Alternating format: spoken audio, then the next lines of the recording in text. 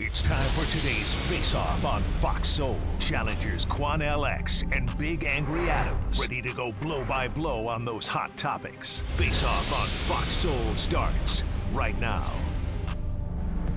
Deputy joining on a TikTok trend and having some fun, but that could cause her to lose her job.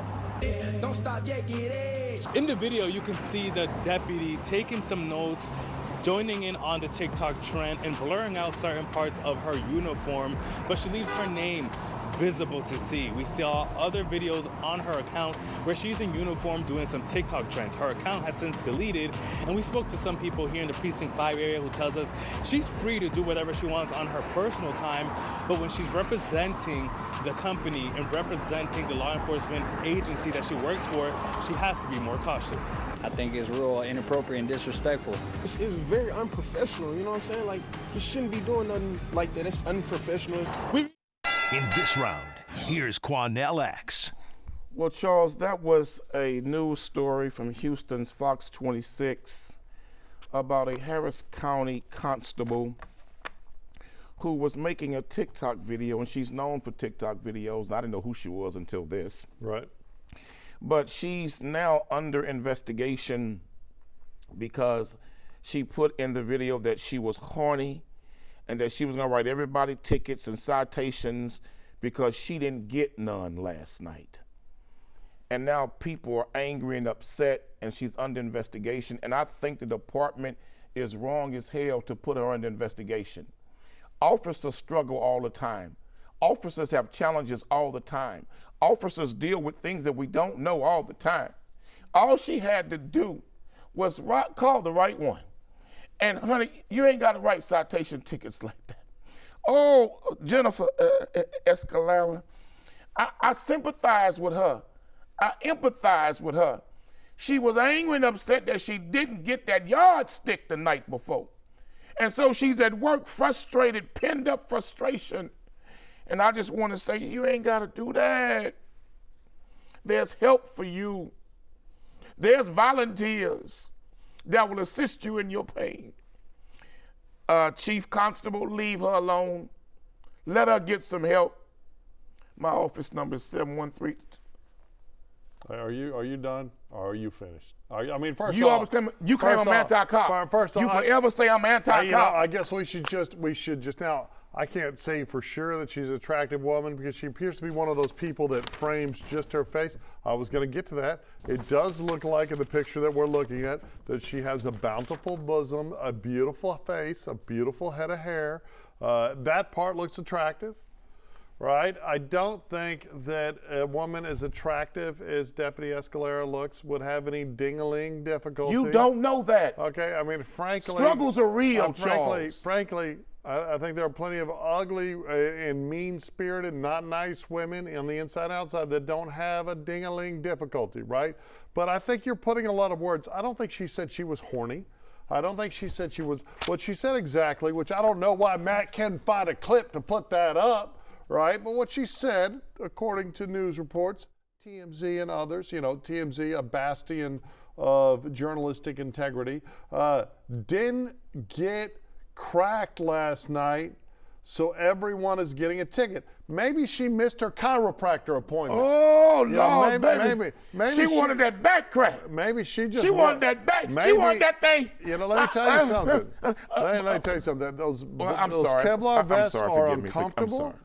I would constantly have back problems, but I was crushed in the middle. You can't move your seat back because you got the cage back there.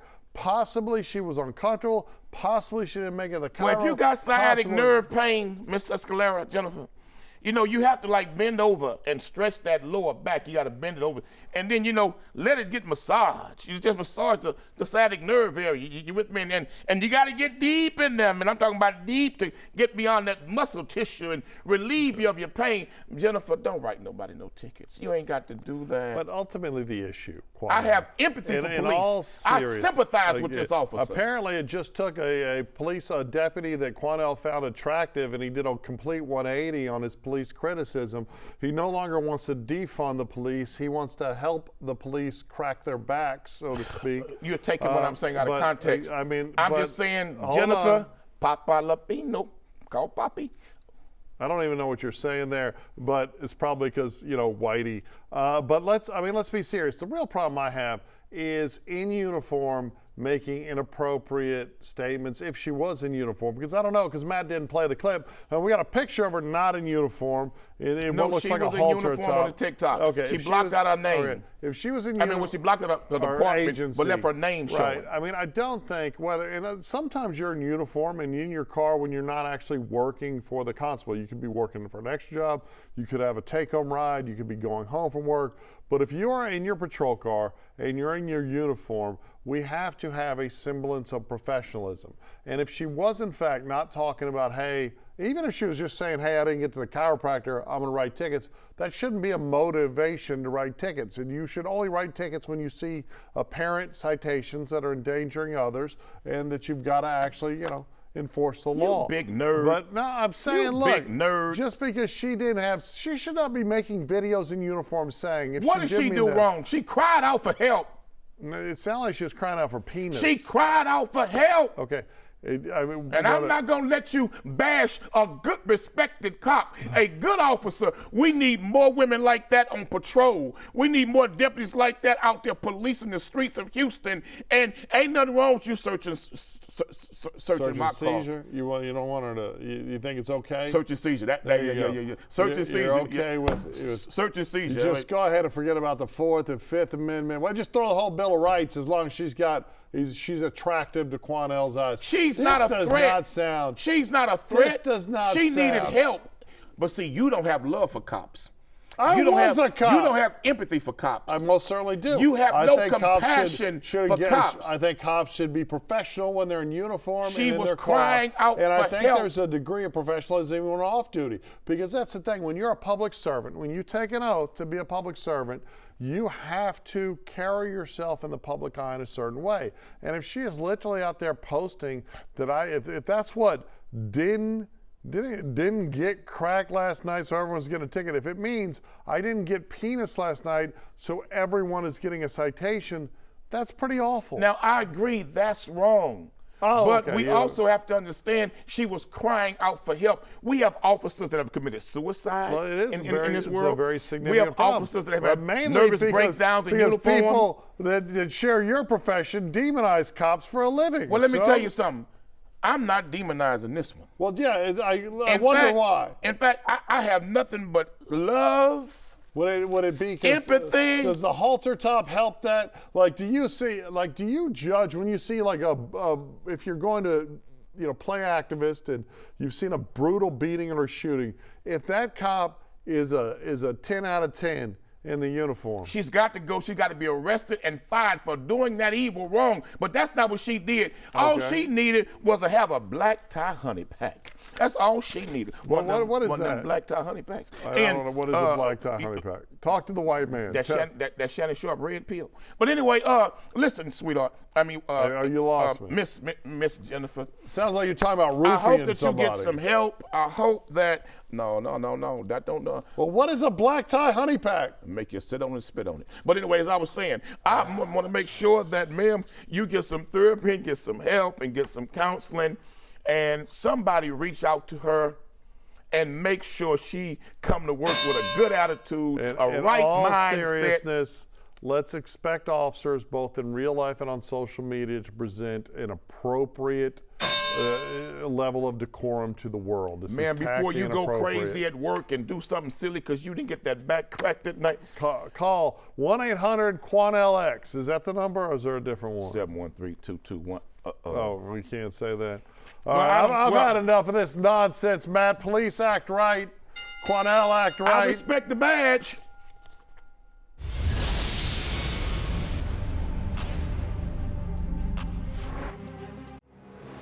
I didn't mention race not one time on Laura Trump. I didn't bring up the fact that President Trump issued an executive order directing oversight of institutions like the Smithsonian to remove or suppress narratives about systemic racism in black history. They want to reframe cultural memory to eliminate discussions of historical racial injustice. That, along with the termination of diversity and civil rights programs, are considered very racist by a lot of civil rights advocates. I didn't even bring that up. Okay, I was just talking to your base, letting your base know that you haven't kept the promises you made in regards to the economy. In this round, here's Charles Big Angry Adams. Okay, so that was a clip of Charlamagne the God, a very nice fella. I've been on his show. I like him.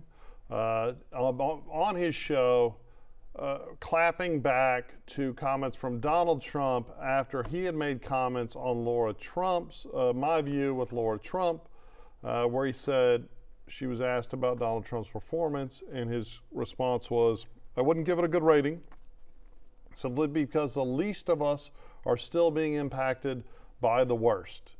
And he referred to the big, beautiful bill, talking about Medicaid. But, it always strikes me when pundits like Charlamagne look at the lens of conservative action, or especially the lens, if it takes an estimation of Trump's accomplishments, it's very different. And he was somewhat critical of Biden after Biden's abysmal performance at the debate, but rarely do we have left-wing and progressive pundits and radio personalities and news personalities talking about unemployment, out-of-control inflation, and the horrible circumstance that many people, was exacerbated for many people during the Biden administration.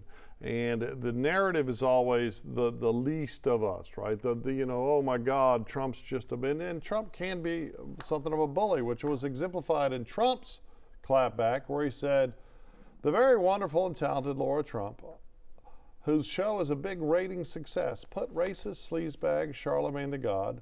Why is he allowed to use the word God when describing himself? Can anyone imagine the uproar there would be if I used that nickname? And pause. I don't like it when the government says, why is someone allowed to use words? Because they're allowed to use words because the First Amendment makes it very clear. But he continued, he's a low IQ individual, which absolutely is not true. Charlamagne's a very bright guy. Has no idea what words are coming out of his mouth and knows nothing about me or what I've done. Like just ending 5 wars, including a 31-year bloodbath between the Republic of Congo and Rwanda, where 7 million people have died, and there was no end in sight. He didn't know that India and Pakistan, or wiping out Iran's nuclear capabilities, or closing the horrendous open border, or creating the greatest economy where prices and inflation have come way down, and where stupid and corrupt Joe Biden set the record for doing the worst job as president ever. But this dope, Charlamagne, would vote for Sleepy Joe or Kamala. Remember, 1 year ago, our country was dead. Now it's the hottest country anywhere in the world. MAGA, 3 exclamation points. There are obviously a lot of hyperbolic statements in Trump's Truth Social clapback. I don't think the genocide and massacre in Congo and Rwanda, especially those that are targeting Christians, gets nearly enough media attention, in a media that is dominated by pretending that Islamists aren't creating the problems in Israel and Palestine. I think I think Trump is doing some getting. I think the tariffs have largely worked out for the American people. We didn't see the collapse of the economy or the spike in costs. I think clearly he's doing a better job than Biden was doing, but Biden set a very low bar. Trump's first term, he was doing great until we shut down the damn world economy for COVID, and that turned out to be pretty stupid, and he was on the clock. That was Trump's watch. But what I don't like is just the constant blather from the president. We were talking about Deputy Escalera before, where, I think it's inappropriate for a female deputy, possibly on duty, to talk about her sex life and then say, well, if it's not going well enough, I'm going to write a bunch of tickets. I think that's inappropriate. I think one of the things with Trump in his first term is that once he became president, he didn't set his Twitter fingers down. He didn't rise to the occasion of the presidency. He stayed with just spewing nonsense, which does embolden and excite his base, because a lot of people seem to love it. But those of us that sit in kind of the center position that really make the difference in elections, who just want reasonable behavior from the Republicans or the Democrats, we're not finding a lot of it. So whereas I don't think Charlamagne's being fair, and I think Charlamagne would be a lot more generous with Democrats, and I think it's a bit hypocritical, I tire of the president saying crazy crap on social media. I would like to say something to both men, and I'll start with the president. Shame on you, President Trump. You are the head of the United States of America, allegedly the most powerful, greatest nation on earth, and the most wealthiest nation on earth, and the most perfect nation under your administration, according to your own words, Mr. Trump. Well, then you are not beyond critique.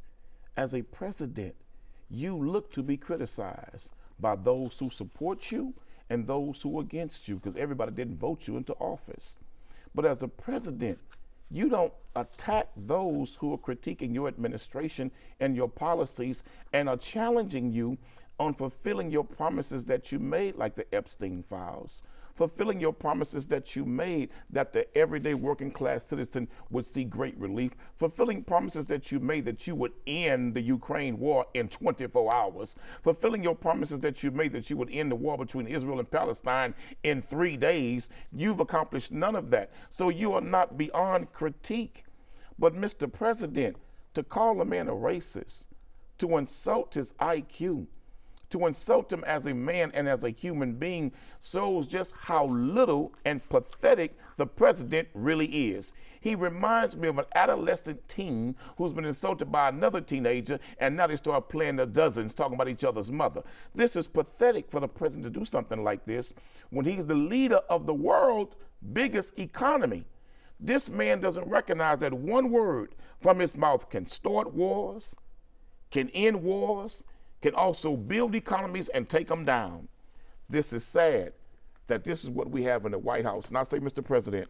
So it's better to have a zombie in the White House? I say, Mr. President, whether you like it or not, you are a role model to all of America's children and all of the American young people who are watching you and your performance in office.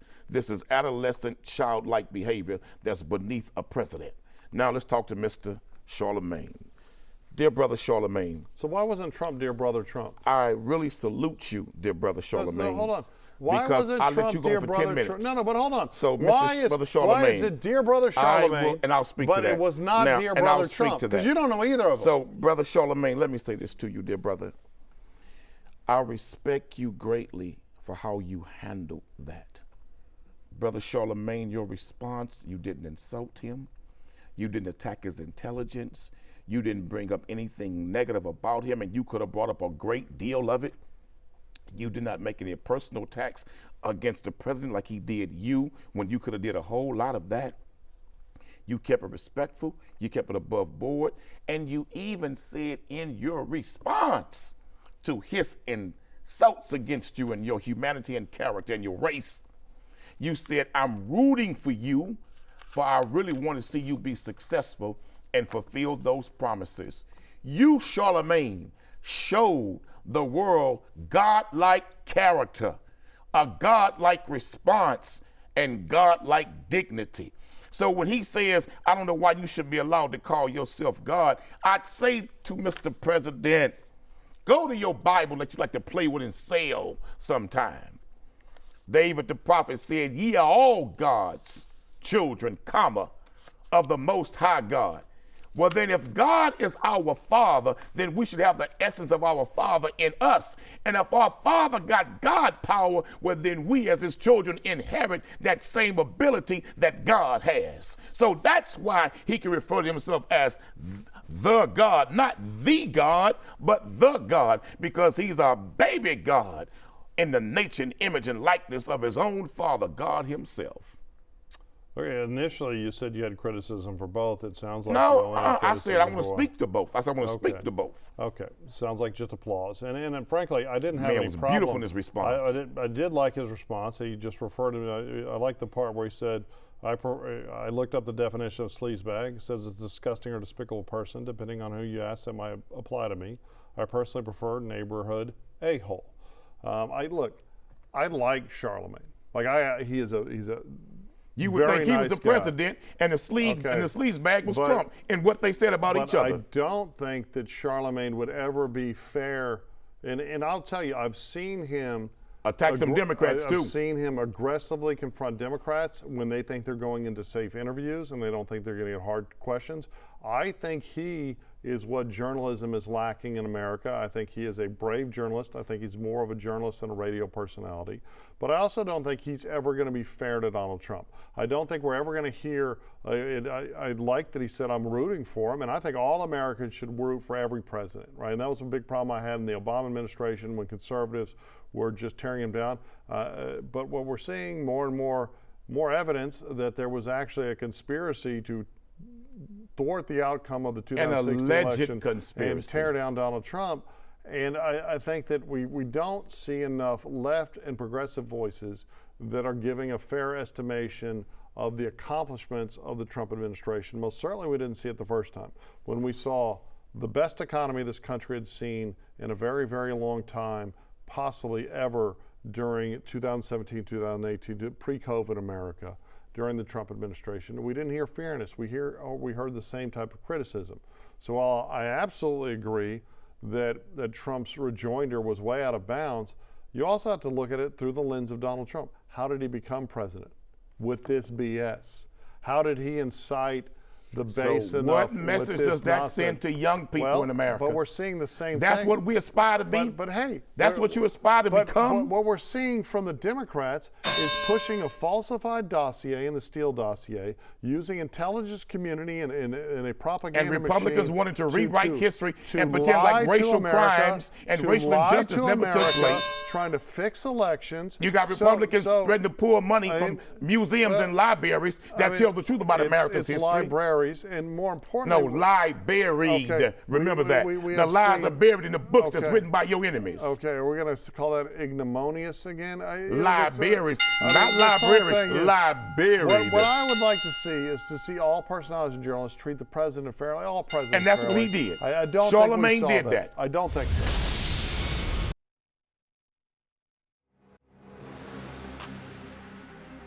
That's it for the Face Off on Fox Soul.